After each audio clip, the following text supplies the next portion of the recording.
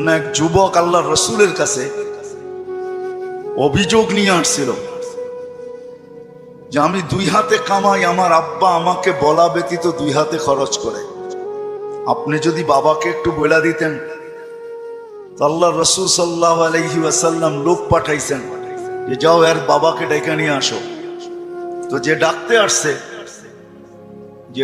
আসছে তো বলছে আল্লাহ রসুল তোমাকে ডাকে। বলছে এই অবেলা? বলছে তা তো বলতে পারবো না। বলছে আল্লাহ রসুলের কাছে কে আছে? বলছে কাউকে তো দেখি নাই, কিন্তু তোমার ছেলে বসা ছিল। তো বাপ যখন বাড়ির থেকে বাহির হইতেছেন তো বাপ বুঝা ফেলছেন কেন ডাকে অবেলা। ছেলে যখন বসা তো মনে মনে কবিতা আবৃত্তি করতেছিলেন, মনে মনে। না জিহ্বা হেলতে ছিল না ঠোঁট নড়তে ছিল। তো জিবরিল আলাইহিস সালাম আয়েশা বইলা দিয়া গেছে যে আসতেছে, কিন্তু মনে মনে কবিতা পড়তে পড়তে আল্লাহ বলছে সালাম দিবে, জবাব দিয়া কবিতা গুলা শুনা নিতে। তো বাবা যখন সালাম দিয়া ঢুকছেন তো আল্লাহ রসুল বলছে কবিতা শোনাও। তো সাহাবী রসুল বলতেছিল মান আখবারাক, আপনাকে কে খবর দিল? আমি তো জিহ্বাও হেলাই নাই, ঠোঁটও নাড়াই নাই, মনে মনে পড়তেছিলাম। আল্লাহ রসুল বলতেছিল নাব্বাআনি আল আলিমুল খাবীর, আল্লাহ আমাকে জানায়া দিছেন, আল্লাহ আমাকে জানায়া দিছেন।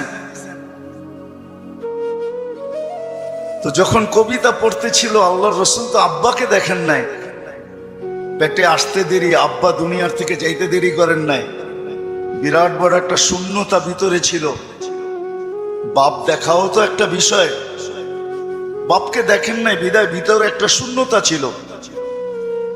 তো বৃদ্ধ কবিতা পড়তেছিল আর আল্লাহ রসুল চোখের পানি জড়াইতেছিলেন। কবিতা অনেক লম্বা, আমি দুই একটার তর্জমা শুনাই আপনাদেরকে। বৃদ্ধ বলতেছিল মনে বড় আশা ছিল, একা আছি, দুইজন কবে হব? হয়ে গেলাম দুইজন।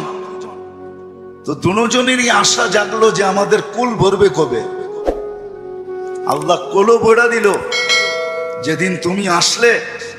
তো দুইজনই ভাবলাম যে আমাদের আর বাঁচার দরকার নাই, এখন বাঁচবো তো সন্তানের জন্যই বাঁচবো।